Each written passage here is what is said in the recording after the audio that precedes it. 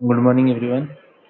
तो आज आम एज पर प्रॉमिस सेटा स्टार्ट करिवा ऑपरेशंस ऑन सेट्स। ऑपरेशन ने बहुत गुड़ा माने माने फंक्शन टाइप जिनस थिला यूनियन इंटरसेक्शन प्रॉपर सेट्स एवडा सब थिला। तो आम फास्ट आगे देखिदबा रिजल्ट्स केतरा देखिदबा। ठीक अच्छे। तो फास्ट होची दी चारटा रिजल्ट देखिदबा।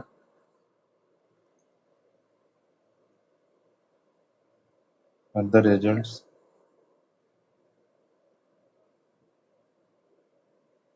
ठीक अच्छे।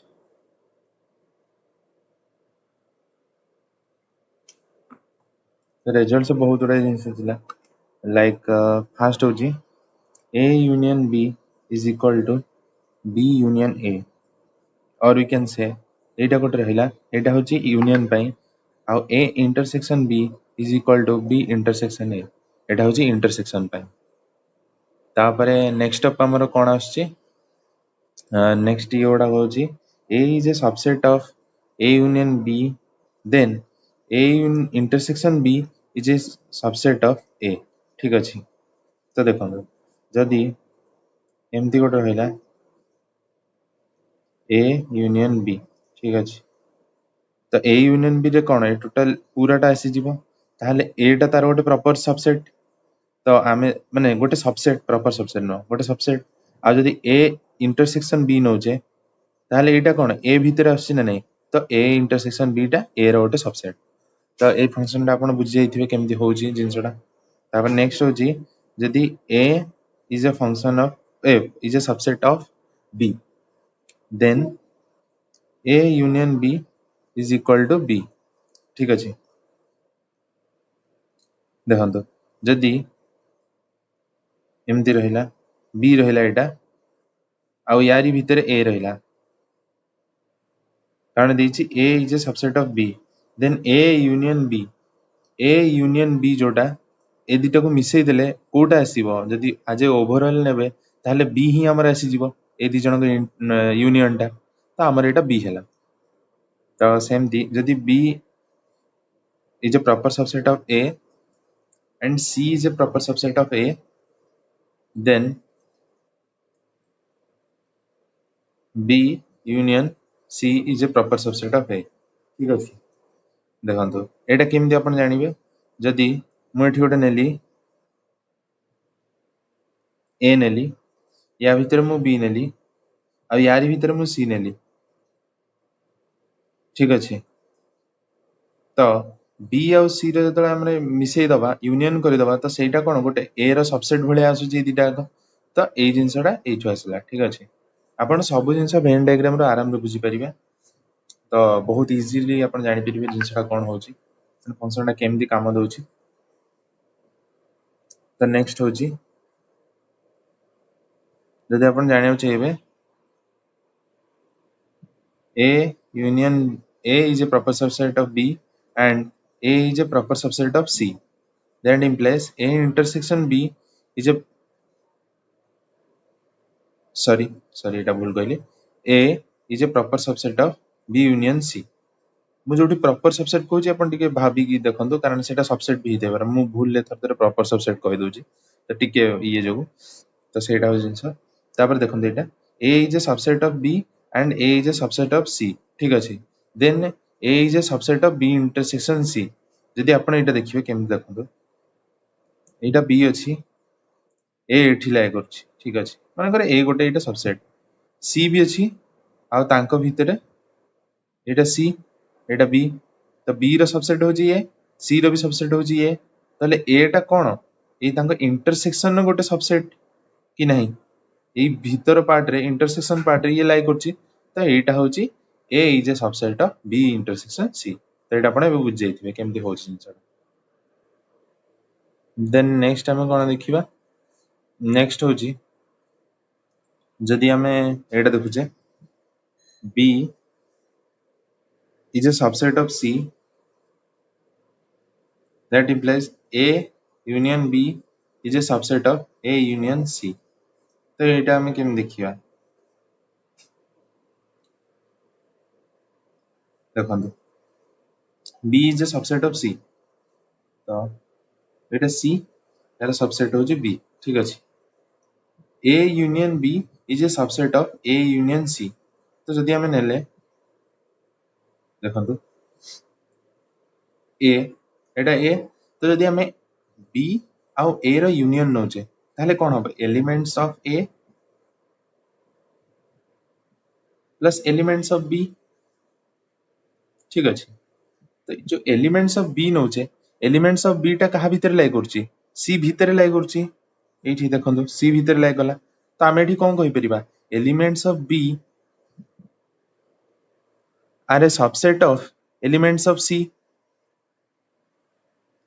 तो जदि आमे सबसेट नोचे ताहले तळे आमे ए यूनियन बी करिबा माने एटा प्लस एटा करूचे एटा कहार गोटे सबसेट रहउची A union C whole total C रो कारण सी भीतर बीटा लाई करछि तो ए यूनियन सी रो सबसेट गोटे ही जीवो कारण ए टोटल पार्ट टा ए बी टा पूरा सी भीतर लाई करछि तो ए यूनियन सी रो गोटे सबसेट होची ए यूनियन बी ठीक अछि तो एटा अपन सब बुझ जाइथिबे तापर नेक्स्ट होची हम एठी एने थ्योरम्स गुडा देखिबा ठीक अछि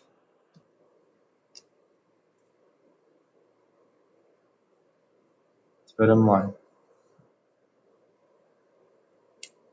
एवडा हम टिके जल्दी जल्दी करे देबी आपण ध्यान देकी रखंतु A union B union C is equal to A union B union C एटा पूर्वरु भी हेची एटा होची एसोसिएटिव लॉ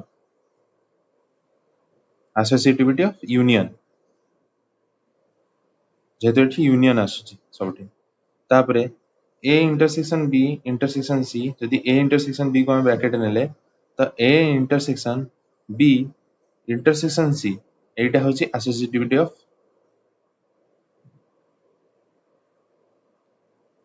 इंटरसेक्शन ठीक अछि तापर नेक्स्ट होची A union B union C जदि नोचे ताहले A union B union intersection A union C ही जीवो एटा केमति देखि दियंतु जदि बी सी इंटरसेक्ट करछंदी एटा बी इंटरसेक्शन सी हमें तो ए को नोचे ताहले A union B intersection C कोन ही जीवो ए यूनियन बी माने कोन A total B intersection total A total C तो सेटा को पार्टटा ए पार्टटा प्लस ए पार्टटा तो एटा आपण हे गला A union B intersection A union C ठीक अछि तापर नेक्स्ट होजी नंबरिंग कर दोचे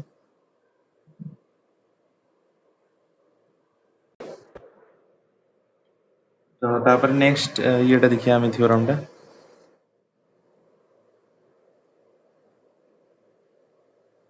नेक्स्ट थ्योरम कोन नेक्स्ट थ्योरम होची A intersection B union C is equal to A intersection B union A intersection C एटा भी सही डिस्ट्रीब्यूटिव प्रॉपर्टी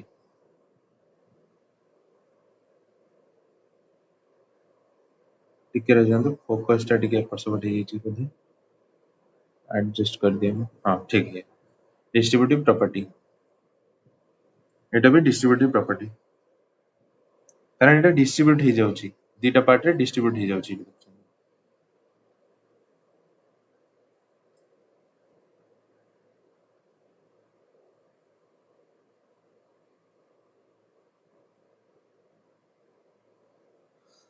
तापर हमें देखिबा एटा बहुत इंपोर्टेंट एटा गोटे ना रे जणा जाय पिला माने को गोटे डी मॉर्गन लॉ करी कहंती तो डी मॉर्गन लॉ में देखिया हम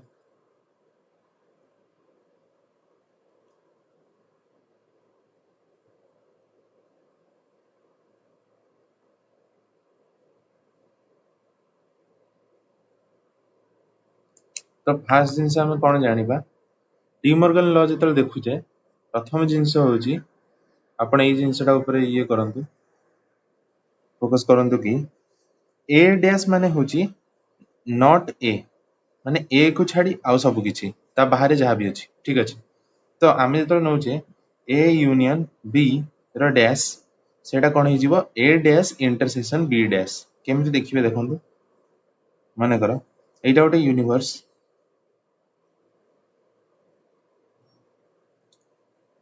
एटा ए एटा बी ठीक अछि एटा गोटे यूनिवर्स जदि हमें ए यूनियन बी रो डैश नोचे या माने होची ए डैश पूरा ए बाहर जहाँ अच्छी और बी बाहर जहाँ अच्छी तार इंटरसेक्शन ता माने कौन universe minus A union B या माने होची सिया देखंतु ए यूनियन बी को छाड़ी दे एटा माने को यूनिवर्स ए यूनियन बी को छाड़ी देले ए दिटा को मिलन को छाड़ी देले आ सब किछि माने union minus A universe minus A union B ठीक अछि एटा बुझ जाइथिबा आपण तो ए जिंसटा एठी हमें प्रूव करछि तापर नेक्स्ट जिंस होची जदि आपण देखिबे कि सॉरी एठी ब्लू रे लिखिछि ब्लैक रे लिखि दोछि अलग अलग जानि परिबे ए इंटरसेक्शन बी रो डैश जदि नौचंदी A dash union B dash या माने कोन देखंतु जदि एठी मु गोटे कली एठी यूनिवर्स टा बनेली माने करो आउ एठी ए को बी सहित इंटरसेक्ट कर देली तो ए जो इंटरसेक्शन डैश टा जोटा सेटा कोन हे जिवो ए डैश माने ए रे जोटा लाई करूनी कोटा लाई करूनी ए टोटल पार्ट प्लस बी रो ई पार्ट टा एटा ए भीतर लाई करूनी इंटरसेक्शन जोटा बी भीतर लाई करूनी माने ए रो पूरा ए पार्ट टा ए साइड पार्ट टा एगुडा को या बाहर जो गुडा को अछि ए पार्ट टा प्लस यूनिवर्स तो आपनकर एथरे कोन आसी गला सेम जिंस ना ए पार्ट प्लस ए टोटल यूनिवर्स टा एक्सेप्ट इट एटा आपन का आसी बनी सर ठीक अछि ता मैं नेक्स्ट देखिबा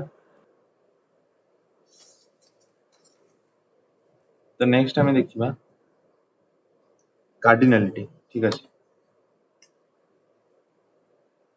cardinal cardinality of finite sets ठीक अछि तो कार्डिनलिटी रे हमें कोन देखियो देखंतु जदि हमें नौचे ए यूनियन बी रो टोटल सम टा माने कर नौचे ठीक अछि ताहले यार माने कोन ए यूनियन बी रो मॉड्यूलस माने कोन या माने होची कोन ए रे जहाँ भी एलिमेंट्स प्लस बी रे जहाँ भी एलिमेंट्स ठीक अछि एटा होची नंबर ऑफ एलिमेंट्स एठी जो मॉड साइन टा दिया हिची या माने होची नंबर ऑफ एलिमेंट्स ठीक अछि तो एटा होची कोन देखंतु ए प्लस बी रो सबुतक एलिमेंट्स यारी अंडर आसीबो जो ठीक देखंतु ए इंटरसेक्शन बी टा 5 होतबो ठीक अछि तो एटा गोटे इएटा ठीक अछि एटा डिसजॉइंट सेट्स माने जॉइंट नो ठीक अछि एमती छाड़ी छाड़ी के रहइबो ए और बी ठीक अछि डिसजॉइंट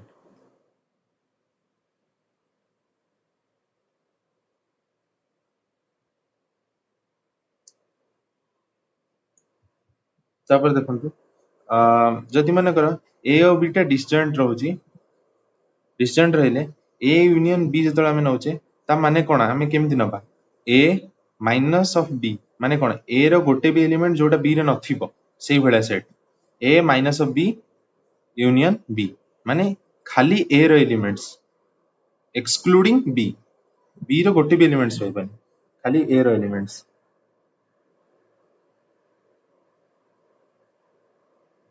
तापर होची जतले एलिमेंट्स ऑफ ए देखुचंती mod A mod no it is sum of elements of a होची a minus b रो elements plus a intersection b रो एलिमेंट्स माने देखंतु जदी एमती रहिला किछि तो a रो एलिमेंट्स गुडा कोन एटा प्लस एटा ए पार्ट टा कोन a इंटरसेक्शन b और एटा कोन a माइनस b तो यांक दी जन का समेशन ठीक अछि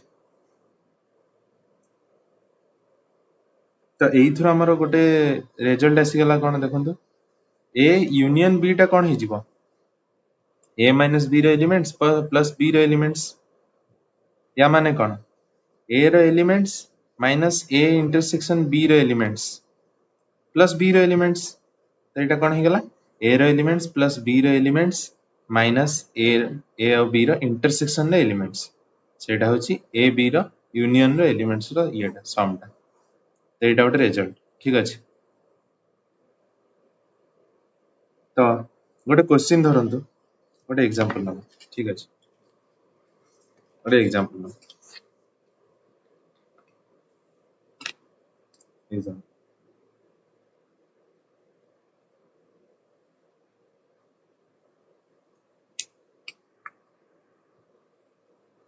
एग्जांपल देखो, suppose A class consist of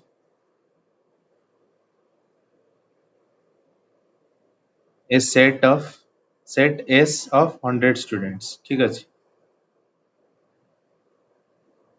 70 of them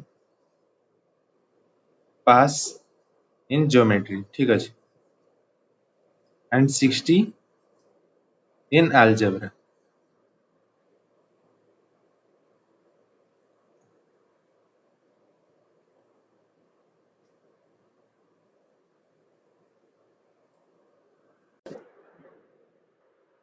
तापर देछि कि if no one is failed in both the subjects, ठीक अच्छे,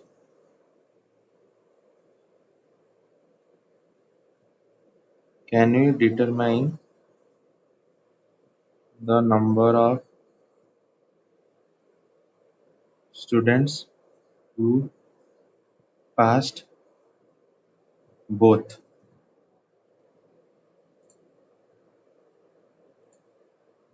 तो एटा केमती हबा देखंतु solution. Total number of students 100 माने एटा होची 100, ठीक अच्छे। ए नहीं जानतु जो माने ज्योमेट्री रे पास होचंती 70, ताले बी नहीं जानतु जो माने अलजेब्रा रे पास होचंती 60। तापरे टोटल नंबर ऑफ स्टूडेंट्स टा कोन ए यूनियन बी, तामु कोन बाहर करियर अछि। Can we determine the number of students who passed both? तामाने कोन ए इंटरसेक्शन बी जी दीटा को पास करजंती। तो आमे आमे एबे गोटे पढिथिले ए यूनियन बी रो मॉड होची mod of A plus mod of B minus mod of A intersection B. Mod होची नंबर ऑफ एलिमेंट्स, ठीक अछि। तो एटा कोन हि गला, एटा होची एटा total number of elements, total number of students.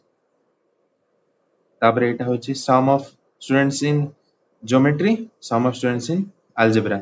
Uh minus होची कोन ए इंटरसेक्शन बी, या माने कोन दी जण बोथ रे पास हिचंती आ फेल्स 0 माने फेल के ही नदी, तो सेटा हमें कंसीडर करबानी। तो हमको एई पार्ट टा बाहर करियर अछि जो माने दीटा रे पास हिचंती। तो एईटा को हमें कोन करिया एपट को नै आसीबा लेफ्ट साइड को। तो A intersection B is equal to A B minus S. तो एटा कोन ही गला बे ए रे पके देबे 70 plus 60 minus 100 is equal to 130 minus 100 it is equal to 30। तो 30 स्टूडेंट्स दीटा को सब्जेक्ट रे पास हिचंती। एटर हमें कंक्लूजन आइले, ठीक अछि। तो आमर आज टॉपिक सेट्स पूरा सरी गला। तो माने आमे नेक्स्ट चैप्टर जो करिबा सेटा रिलेशन ऑफ फंक्शंस ऊपर हबो। तो आपन को काम होची सेट रो एक्सरसाइज 2b करिके आनथिबे। आ जहां भी डाउट्स कमेंट रे मेंशन करिवे, नहल नहीं पर्सनली भी जेहेतु नंबर आमे देइछो और टेलीग्राम ग्रुप रो लिंक देइछो, तो सेठी भी पठेई परिबे, किछ असुविधा नै। तो एटा होची आपन काम आज एक्सरसाइज 2b पूरा ट्राई करिवे। आ मु 2b रो लास्ट 3टा क्वेश्चन करिबी निजे क्लास रे, आ 7 नंबर टा भी क्लास रे बुझेई देबी, ठीक अछि। तो नेक्स्ट क्लास रे हम काम होची से। तो आज रो क्लास एठी शेष करिबा। लाइक करिवे, सब्सक्राइब करिवे आ शेयर करंतु लोक मानक सहित, पिला मानक सहित समस्ते बुझिले बहुत भलो कथा। हमर भी ये हबो ग्रो करिवो चैनल, आ पिला मानकर भी माइंड ग्रो करिवो इस ये रे मैथ रे। तो सेटा हो जिंस। Thank you all. आसुची ना नेक्स्ट क्लास रे भेटा। Thank you.